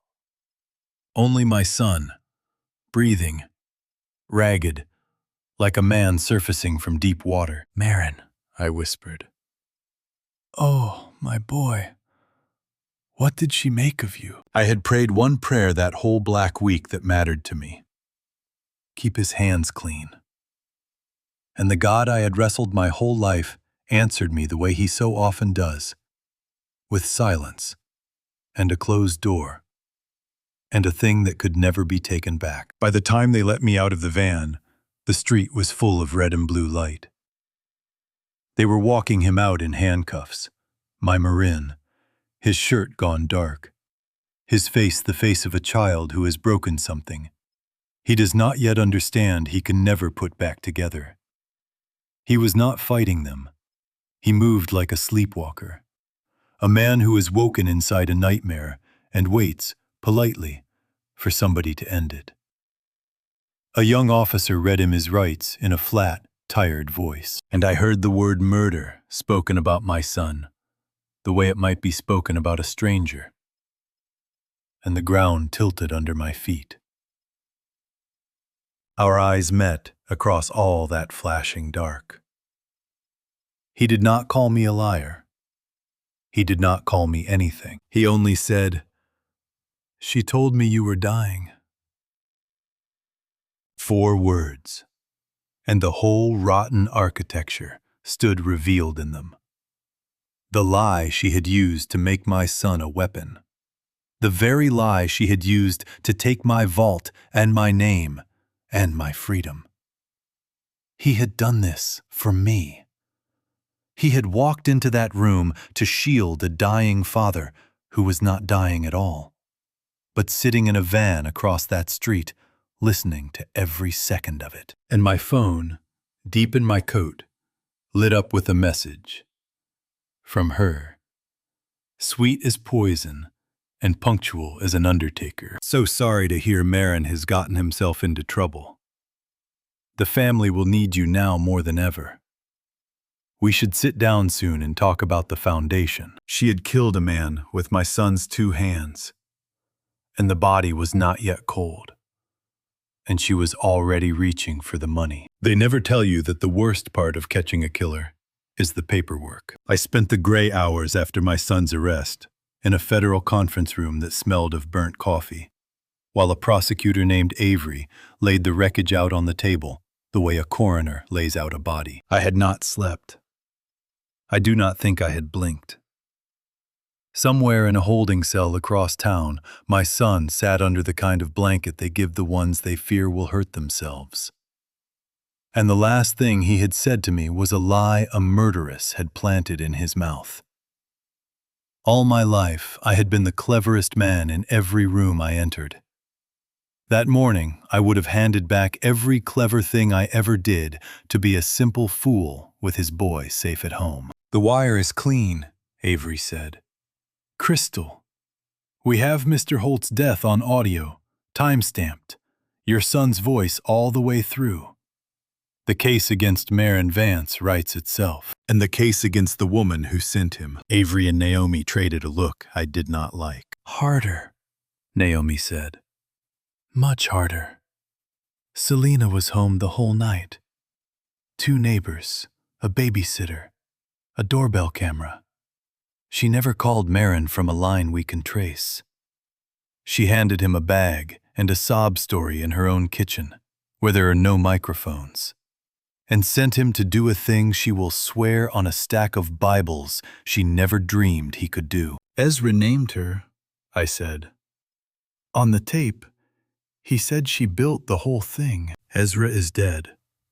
Avery said it gently. A dead man's accusation, no corroboration, made to the very man who killed him. A first-year defense attorney has that thrown out before lunch. Mr. Vance, I want her. But what I have today is a grieving widow who barely knew a murdered forger, and a son-in-law who snapped. That is the story she built, and it is airtight. Then Marin tells the truth, I said. She sent him. She lied to him. She aimed him like a gun. Naomi shook her head, slow and sorry. We tried. First thing. He will not say one word against her. They tell me he sat there with his hands folded and asked us a single question. He asked if Lila was all right. She let it land. She has his little girl. As long as she holds Lila, that boy walks into prison with his mouth shut and calls it love. So there it was, laid out plain. I had lit a fuse that burned a man to death, locked my boy in a cage, and left the spider sitting fat and clean in the middle of her web, with my granddaughter under her roof and Metha's foundation in her sights. I had wanted vengeance. Vengeance is mine, saith the Lord. Martha used to read to me from her worn Bible. I will repay. I had reached straight past him and taken it into my own hands, and this ruin on the table was the thing those hands had built. Be the mercy, she had written me. Well, I had been the match instead, and 3 lives had caught fire for it, and 1 was not done burning yet. If there was any mercy left in me to be, it would have to wear the face of justice now, the hard and patient kind that never raises its hand and never once looks away. A softer man would have laid his head down and wept. I wanted to. But I had one thing left that Celine did not know I still owned, the thing that made me dangerous all my life. I do not stop turning a stone until I have seen every face of it. Ezra Holt was a blackmailer, I said slowly. A man who lived by keeping other people's secrets in his coat. He told me to my face he kept a copy of my provenance papers.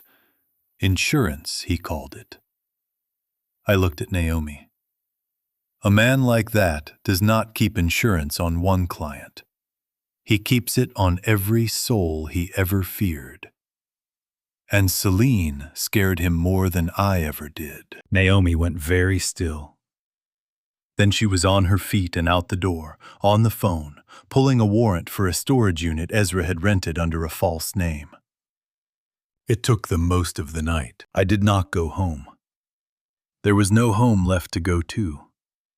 Only a brownstone full of a dead woman's things, and a vault full of a clever lie. So I sat in that coffee-stinking room and waited, a man at the center of a wreck of his own making, while across the city they cut the lock off a dead man's secrets. When Naomi called me back in, it was long past midnight, and she did not bother with hello. She set a photograph in front of me, sealed in plastic, old enough the colors had gone soft and yellow at the edges. A wedding. A younger Celine, radiant in white, on the arm of a beaming gray-haired man I had never seen. Except the name inked beneath her, in Ezra's cramped, careful hand, was not Celine at all. It belonged to some other woman.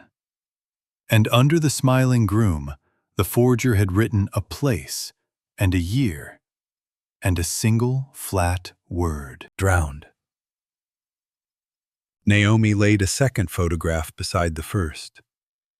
A different church. A different beaming man, older, holding the same woman's hand. Another name under her face, another year, another quiet word in Ezra's hand at the bottom. My hands, which had cut 1,000 stones without a tremor, were not steady as I turned the plastic over. 2 men, 2 churches. 2 of those soft, flat words a careful man sets down when he cannot bring himself to write the true one. Murder. Where another eye might read it. She let me look, the way you let a man brace before you set the bone. Gideon, she said softly, I don't think your boy was her first. By dawn, Naomi had a name for every face in Ezra's envelope. And not one of them was Celine. The envelope had held more than the 2 photographs she first showed me. There was a Vera, who buried a contractor in Phoenix who fell from a roof he had climbed 100 times. There was a Diane, whose banker husband drowned on a flat, calm lake in a boat he had sailed for 30 years. There was a third, younger, another name again, beside a man who within the year was dead of a heart his doctors swore was sound.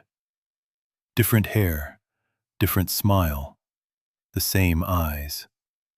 Patient and pale and waiting. I had spent 50 years learning to read a stone, to find the flaw in a thing that looked flawless to every eye.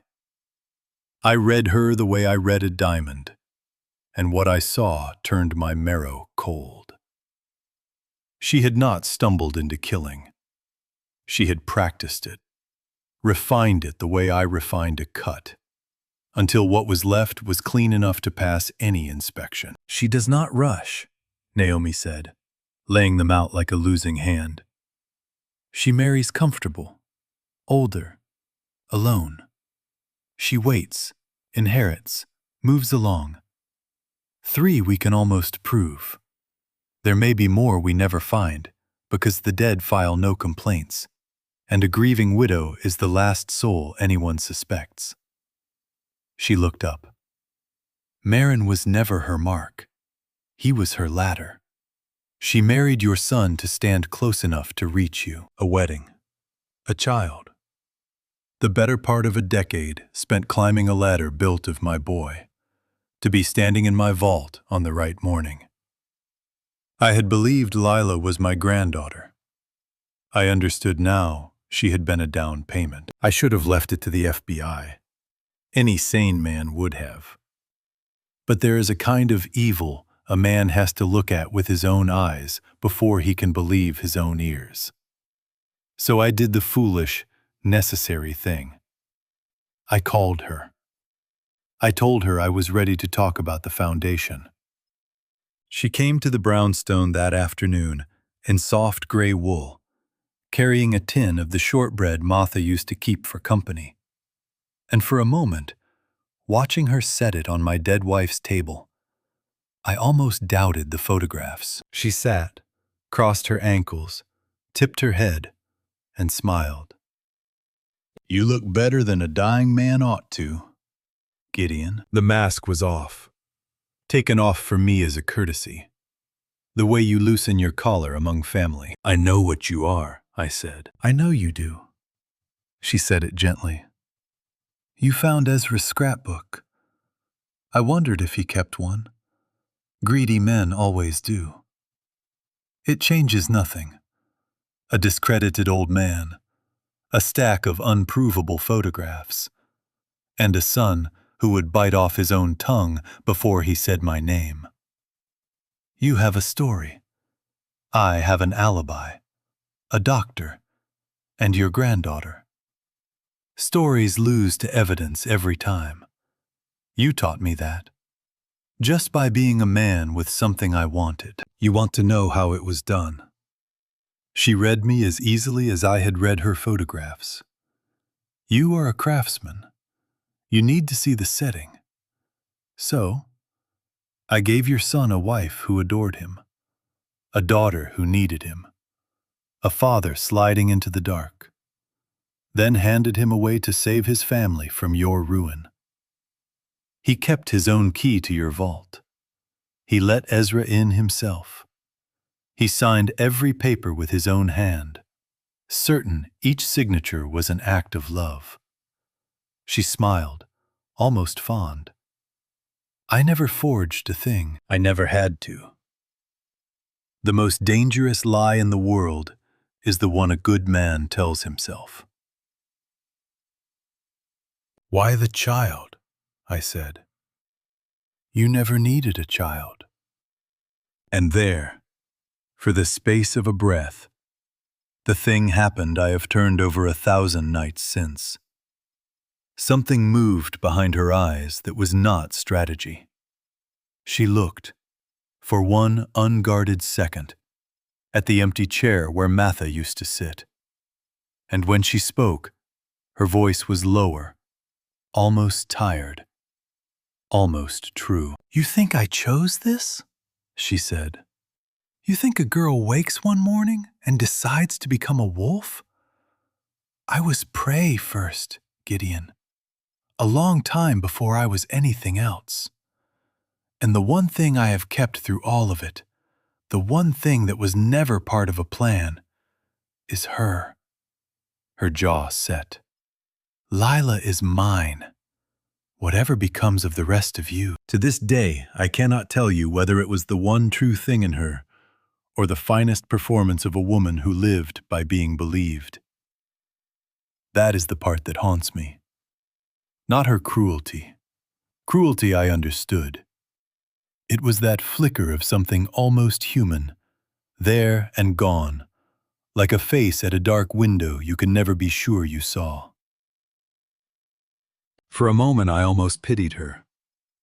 Then I remembered 3 men in 3 photographs, and a forger on a barroom floor, and my boy under a blanket they give the ones who might not last the night. And the pity ran out like a tide. What was left when it went out was not anger. I was far past anger. It was something quieter and more dangerous. The cold, flat patience of a man who has at last decided exactly what he is willing to do. She rose and smoothed her skirt and became once more the daughter-in-law who brought shortbread. Sell me the foundation, Gideon, she said sweetly at the door. All of it, soon, while you still have something to bargain with. The Matha goes to auction in a few weeks, and one way or another, I mean to be holding it when the gavel comes down. And so help me. That was the moment the trap finished building itself in my mind. Because she had just named the one thing she could not bring herself to leave behind. And a thing a wolf will not walk away from is a thing you can use to hang it. You catch a wolf the same way you cut a stone. You find the one angle it cannot resist, and bring every ounce of your pressure to bear on that single point, and nowhere else. For a week, the federal building became my workshop. Naomi brought in a man from the financial crimes desk, a quiet fellow named Okafor, who spoke of wire transfers the way I speak of clarity and carrot. And between the 3 of us, we built the trap I had first glimpsed the day Celine brought me shortbread. It was strange, steadying work, in the way grief makes a man crave a thing he can hold in both hands. I did not let myself think about Marin in his cell, or Lila asleep under a murderess's roof, or the empty chair at home. I thought about angles. I thought about pressure. My whole life I had turned ruined things into something with a hard, clean edge, and told myself this was one more cut, the most important of my life. She is sitting on the real Matha, Okafor said. Stole it. Swapped your fake in, and now waits on the conservatorship to clear so she can sell the foundation and fence the stone in the same week. But a diamond that famous cannot just surface. Her buyer will not pay top dollar for a stone he cannot be sure of. He wants the maker's word. He wants the eye, I said. And right now, the eye is the one man alive who would never bless that sale. So she is stuck. The stone is worth a fortune she cannot touch. Then we hand her the one key she is missing, I said. We give her Me. I made the call myself. I told her I was done fighting. She could have the foundation, the assets, all of it, on one condition: that I be the one to authenticate the matha for her buyer. My name, my eye, my blessing on the stone. So the sale would be clean and final and past any doubt.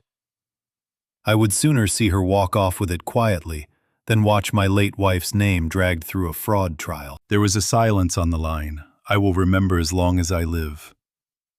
The silence of a predator deciding whether the wounded thing in front of it is bait. You would put your name to it, she said slowly.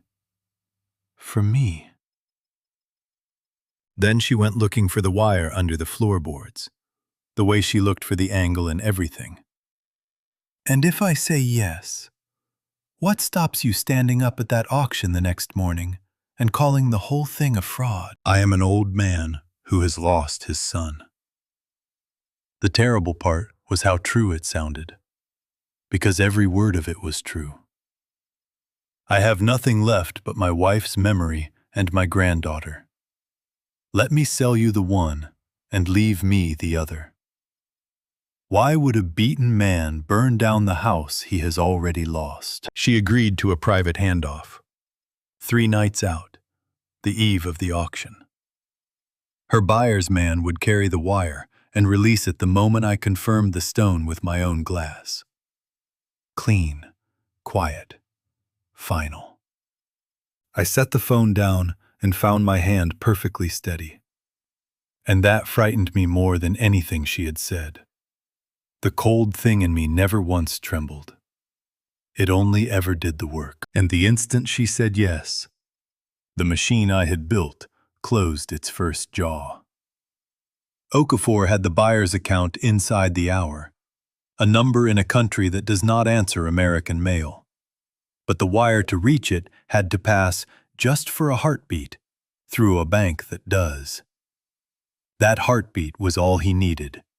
We had her conspiracy now, her buyer, her money, moving on a line we could read, instead of the cold joy of a closing trap. I sat there and felt the full weight of the thing in my hands. I was using the Matha's own stone, the blood of my worst years and the penance of all the years after, the holiest and guiltiest thing I ever owned, dangled like a worm on a hook before a killer, while I prayed she would bite. Lord, I said, into the hum of the machines, I have made an altar of everything she ever loved. Forgive me one more time. And under the prayer ran a darker truth I did not say aloud even to him.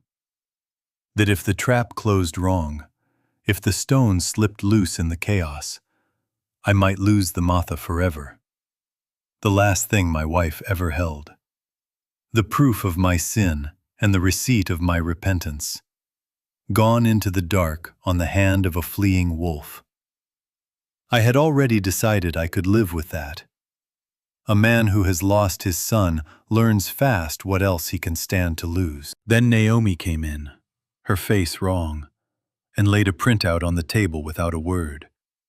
A flight manifest. A private charter. Wheels up 4 hours after the handoff.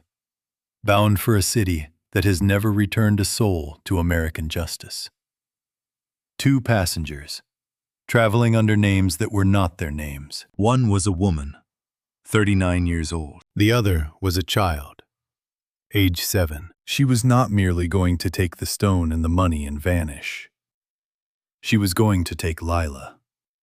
And across 3 lifetimes, under 3 names, along a trail of quiet graves, no hand had ever once closed on her before the wheels left the ground. I looked at that flat bureaucratic word, 7, on a charter manifest. And something in me that had been cold and clever for 3 weeks went very quiet and very still. Not Lila. Whatever this had cost me, whatever it might still cost, She would not put my granddaughter on that plane. I would spend every clever thing I had left to keep one small child off that runway, and call it the only honest work I had done since the morning my son smiled and handed me a gift. The auction house gave her a private viewing room the night before the sale, all green bays and brass lamps, where fortunes change hands in whispers. She came in a coat the color of wet ash, carrying the real Martha in a velvet roll, and holding my granddaughter by the hand. Lila wore her good coat and a small, confused smile. They had told her, I suppose, that Grandpa wanted to see the pretty stone. She did not know she was luggage.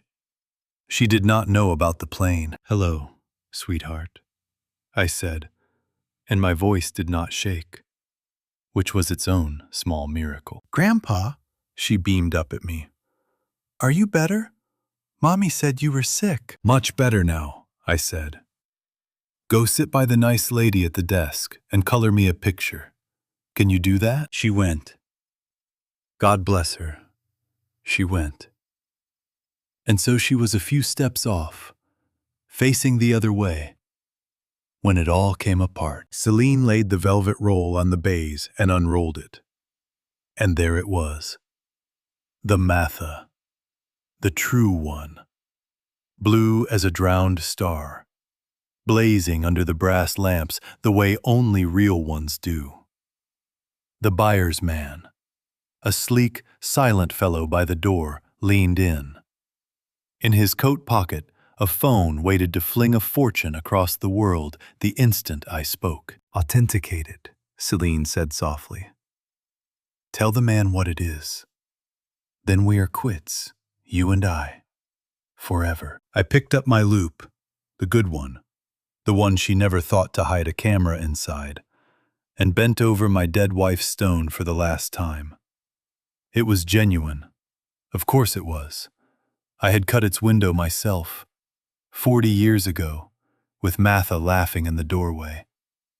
For a breath I held it, the way I had held it 10,000 times, the whole weight of my life in my palm. The blue fire and the buried blood, and the woman I had loved and failed and outlived. Then I made the hardest cut of my long career.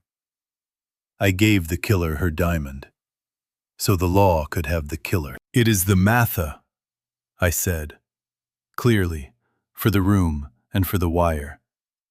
Beyond any doubt, genuine in every facet. The buyer's man touched his phone. Somewhere a number moved. And I straightened, looked Celine in her pale, patient eyes, and said the thing I had waited 3 weeks and a lifetime to say. "It is also stolen property. It is a conflict diamond, with blood on every carat. And the woman selling it has murdered 4 men, and framed my son for the last of them." The doors opened. They did not burst. Naomi did not believe in bursting. They simply opened, on every side at once, and the hushed room filled with quiet people in plain coats, and the buyer's man went very still with his ruined phone in his hand. For one heartbeat, Celine did not move. I watched her run the whole board in that single breath.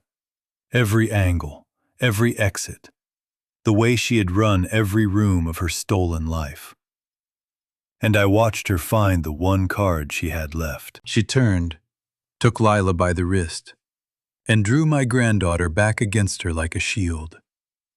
"Nobody," she said pleasantly, "comes one step closer." The room froze. No guns came up. Naomi raised one hand. Slow. Keep it slow. And the child looked up at her mother with the first dawn of fear. And the whole terrible machine of justice I had built stopped dead against the body of a little girl. Celine smiled at me over the top of my granddaughter's head. The old smile. The daughter-in-law smile. The most frightening thing I had ever seen, because behind it I could watch her doing the arithmetic. A child for a doorway. A child for a head start. She had spent grown men like loose change her whole life, and a little girl was only one more coin. So I did the only thing left to a beaten old man. I did not reach for Selena. I reached for the one true thing. You told me, I said quietly, that Lila was the one part of all this that was never a plan. The one thing in you that was real. I came no closer. A plan puts a child in front of the guns. A mother never could. So show me, Selene. Show me which one of you is standing in this room. Show her. Naomi did not breathe. The buyer's man did not breathe. A lifetime of reading what hides inside hard, bright things, and I had never stared so hard at anything as at that pale face in the half-second that held my granddaughter's life. And something happened there that I have prayed over every night since. She looked down at her daughter. Not the way a wolf looks at a shield, the way a woman looks at the one clean thing she ever made. Whatever war was fought behind those eyes was fought and lost in the space of a single breath. And her fingers opened. Go to your grandfather, baby, she whispered. Lila ran to me. I caught her up, all the slight warm weight of her, and pressed her face into my coat so she would not see them take her mother down, would not see the cuffs, would not hear the flat, tired voice, reading the rights of a woman who had worn so many names the law had to pick one almost at random. It should have felt like winning. I had the stone. I had the killer. I had the child. But Marin was still in a cell. The Matha in my hands was still soaked in old blood no auction on earth could wash clean. And the small warm weight against my chest had just watched her whole world end, and would spend the rest of her life learning the things I already knew. I held my granddaughter in that room full of brass and ruin, and I did not feel like a man who had won a single thing. Winter let go of the city slowly that year, the way an old grief lets go, in thaws and hard returns, until one morning you wake and the worst of it has quietly gone. Celine was tried under the only name the law could prove was hers, though I doubt it was the one her mother gave her. The photographs became 3 cold cases in 3 states. The wire became a conspiracy. The stone, the theft that tied it together. She will not see the outside of a prison wall again. I went to none of it. I had looked into that face once across Matha's table and once across my granddaughter's head, and seen all of her there was to see. The wolf and the woman, both. And I did not need to watch the cage close. The papers had their feast.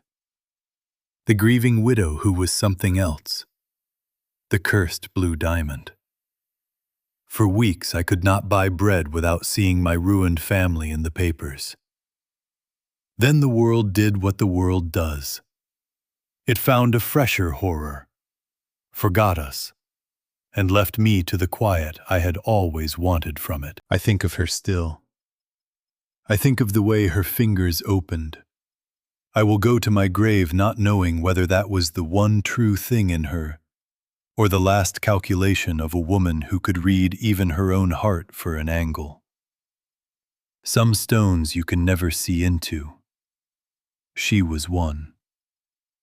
I have made my peace with not knowing. Marin one went to sea. That was the harder door. They had moved him upstate. The lawyers had done their work. The truth about Celine softened the charge. And one day, God willing, he comes home to a daughter who barely remembers him. But not soon. He did what he did. The law cannot unknow it, and neither can he, and neither can I. We sat across a steel table. 2 men who had loved the same liar and let her burn down everything between us. I lit the fuse that sent you into that room, I told him. I will carry that as long as I draw breath. I am sorry, son, for all of it. for the gift I could not see coming, and the trap I could not stop. He was quiet a long while. Then he said, "She told me you were dying, Dad. I would have done anything." His eyes came up, wet and steady. "I forgive you. I don't know if I can sit across from you yet, but I forgive you." That is the thing I learned too late to teach anyone younger. Forgiveness and reconciliation are not the same gift. Sometimes a man is handed the first and not the second. He can lay down all you owe him and still not take your hand across the table. And you must love him enough to let that be enough. He did not reach across that table, and I did not ask him to. We sat out the visit mostly in silence, the kind that does not need filling. When the guard called time, I laid my hand flat on the steel between us. After a moment, he set his down beside it. Not touching, just near.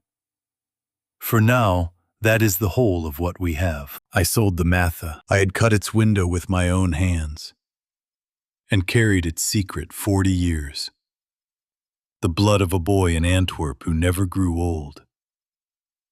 I let it go for more than any stone should be worth, and every dollar went where Matha always meant it to a clinic in a red dust town across the world, to children coughing in the same mines that made me rich. It did not absolve me. I have stopped expecting to be absolved. The boy is still dead. There is a wound a man carries that no good deed will ever close, and I have learned to stop picking at the bandage and simply carry it, the way you carry a scar, the way you carry a name. But I carry Lila now, too. She is 7, draws me houses with too many windows, and some nights still asks when her mother is coming back. I tell her the truth in the size she can hold, that her mother did some very wrong things, none of them her fault, and that she is loved and safe and home. The Lord knows I do not have words for the rest of it. The Lord knows I am too old to be raising a child. But God does not always ask whether we are ready.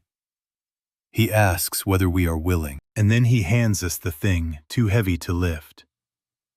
And somehow, breath by breath, we lift it anyway. "Vengeance is mine, saith the Lord. I will repay." My Matha read me that 1,000 times, and I heard a thread in it. A locked door, a thing kept from me. I understand it differently now, here near the end. It was never meant to keep me from justice. It was meant to keep justice from eating me alive, to take the burning coal from my hand before it took everything else, the way it nearly did. I am an old man on a quiet street, with a stone gone, and a son in a cell, and a wound that will not heal, and a little girl asleep down the hall. And every morning the light comes up over this broken, mended, ordinary life, and I find that it is enough, that it is, somehow, far more than I have earned, and exactly what I was given, and that the two have finally become the same thing. "Be the mercy," she wrote me. "I am trying, old girl. Every day, I am trying. So I will leave you with the question I asked at the start. Have you forgiven someone you could not bring yourself to trust again? Tell me below in the comments. If Gideon's story touched your heart, share it with someone who needs it, and come back for the next one. Until then, be the mercy.